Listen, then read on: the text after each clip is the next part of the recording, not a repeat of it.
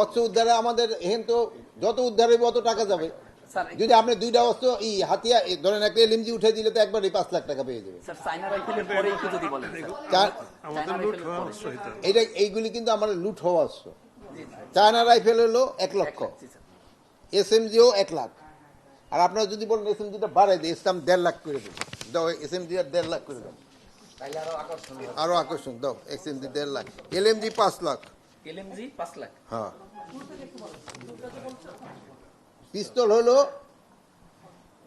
50,000, short gun 50,000, Chinese rifle যেটা 1 lakh, SMG 1,50,000, LMG 5 লক্ষ, আর গুলি প্রতিটি হলো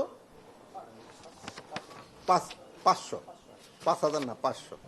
আর এই তথ্যগুলি আপনারা যদি জানান, এগুলি কিন্তু গোপন রাখা হবে যেন কেউ না জানতে পারে।